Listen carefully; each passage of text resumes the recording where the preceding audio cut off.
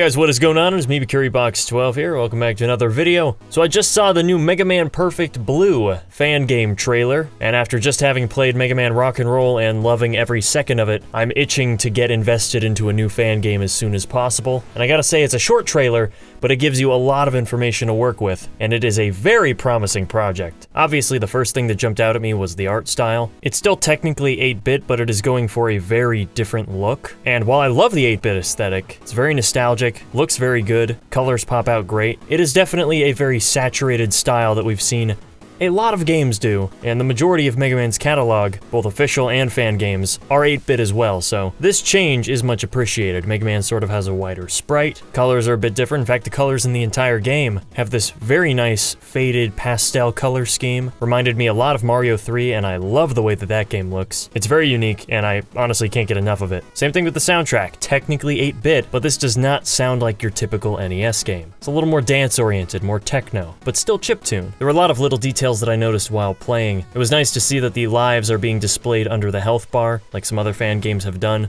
Very helpful, although it does seem like the HUD could be moved up a tiny bit. It has that small gap of space above it, but he thought way ahead about that because the health bars will actually turn transparent when you or an enemy jumps in front of it, so that you can still see the action going on screen. That's an amazing detail. The game seems like it's going to run fine and play like a Mega Man game. The trailer isn't in 60 FPS, so I can't judge how smooth it looks until we get a playable demo. Bolts are back, so that probably means a shop as well. The ladders are much wider than before. I want to say they're like 2.5 times the width that we're used to. Kind of reminds me of the Mega Man X ladders. There's a part where he's attacking these Mets, and they actually turn and run away from him. I'm not sure if that was a circumstantial coincidence, but I thought that was funny. Extra lives are back, as I said, but when he picked one up, I noticed it healed all of his health, just like how it does in Mega Maker. I'm curious to see how that's going to alter the difficulty, or perhaps there will be less health pickups and just more lives to compensate. Perhaps the biggest change to Mega Man's gameplay, however, is the ability to charge your special weapons. Just like in X, you could kind of do it in Mega Man 11, because there was a power gear form of each special weapon, but here you can just charge it up, and it seems like the weapons in this trailer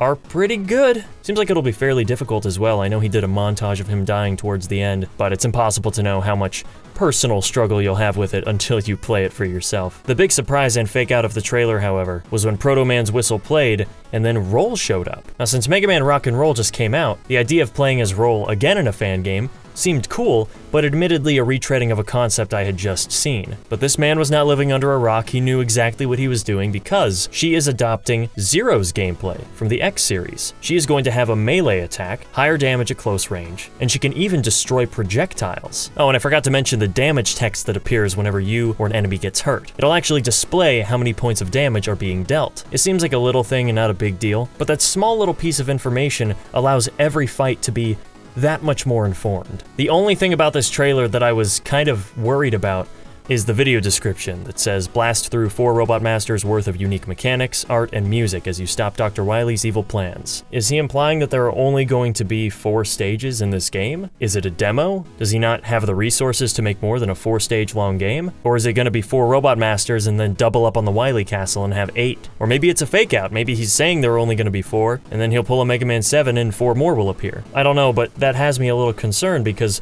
4 stages is not a whole lot of content. It's half a game, so only time will tell on that one. In any case, I like what I see. I'm looking forward to it. Thank you guys so much for watching, and as always, don't forget to check out the next episode whenever I post it, which will probably be soon. Alright. See ya.